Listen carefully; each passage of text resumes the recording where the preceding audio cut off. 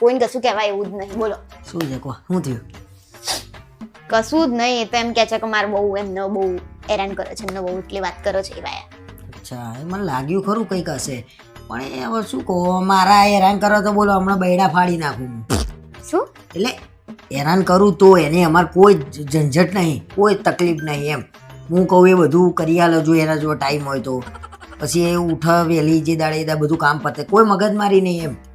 અને અમારા બેન તો કોઈ દિવસ ઝઘડો જ ના થાય, સહેજે નહીં ઝઘડો એમ. અને ઝઘડો થાય ને તો એ એવા આઈને માફી માંગી લે. હાઉ નહીં એટલે એ રીતે નહીં મને હું માગું કે માગ આમ હસબન્ડ વાઈફ તો એકબીજા જોડે માગ જ ને એમ.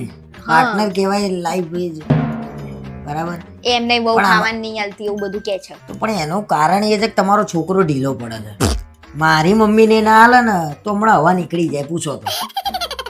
કોને? અરે પણ તું ના તું આ એવું કીધું કોઈ દાડો? પણ આપણું કેમ વચ્ચે લાવો છો? દરેક ઉદાહરણ આપણા ઉપર કેમ છે? અરે તમારે એમની વાત કરો ને. પણ એમને હું એમ સમજાવું છું કે મારી મમ્મીને તું ના આપું તો હું તારી હવા કાઢ નાખું કે નહીં, એ રીતે કહું છું હું.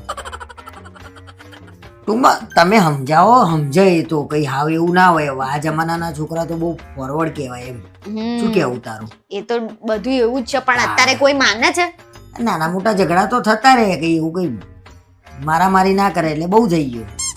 અને તમારે બી થોડું કહેવાનું એટલે બધું ચાલે. અમુક ના ઘેર તો વહુઓ છોકરાને મારતી હોય. હા તાણા એટલે એ બધું ધ્યાન રાખવું પડે. હજી એવું તો આપણે અહીંયા નહીં એટલે શાંતિ છે એટલી તો.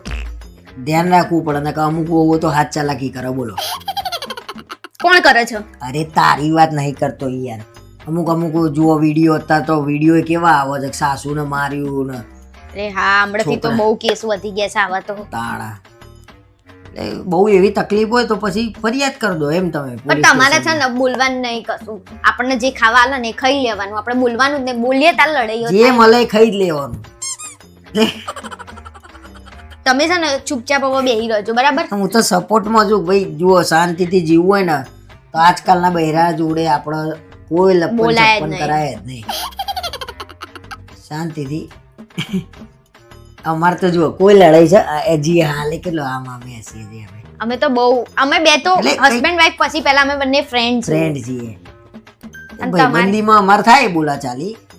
અમે તો કોકદાડ એકબીજાના ટપલા ટપલી મારી દઈએ. એ પણ બધું ભાઈબંધીમાં, ધણી બાયરીમાં કશું જ નહીં. એવું કશું જ નહીં. હા અને અમે તો આવી રીતે આખી જિંદગી અમારે તો ગયડા થઈએ તોય અમારી બેન તો જોડે જ રહેવાનું છે. મર્યા પછી એમ કે એ રીતે જ જીવવાનું જેમ આખી જિંદગી કાઢ નાખીએ. અને મેં તો એમને એવું કીધું છે કે આપણે 7 જન્મ સુધી જોડે જ રહેવાનું. શું કેવું? અરે એકદમ આમ આનંદ થઈ જાય. બોલવાનું પણ આ હરખું. શું બોલું?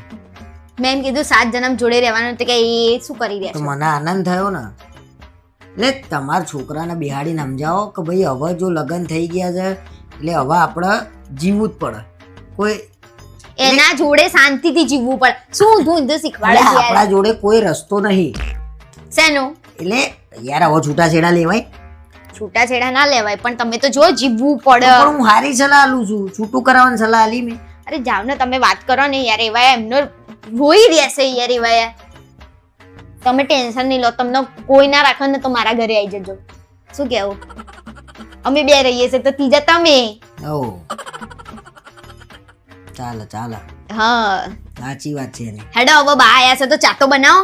બેહી રહ્યા છો કેમના વાતો સાંભળવા માટે? પંચાયત કરવી અમારા આમને બહુ. હળી મળીને કામ કરવાનું. જુઓ અત્યારે એને ચા કીધું ને તો હું ચા બનાવી દે.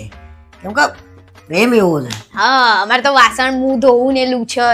ચાલે એ તો બધું ચિંતા જ નહીં ને એમાં હું વળી. એ તો તળી બાયડી એટલે હવે બધું અત્યારના જમાનામાં એક જણું ના કરે. એટલે તમે હું કહું છું ને એ લોકોને કાં તો મોકલજો, અમે સમજાવીશું ભાઈ જો અમે કઈ રીતે રહીએ છીએ. અમારા આમ નામ લગ્નના તો 10 વર્ષ થઈ ગયા. આખી જિંદગી ને એકરી જાય છે બધી આમ પથરો. હું ચા બનાવીને આવું. વધારે પડતી ગળી ના કરતા બરાબર.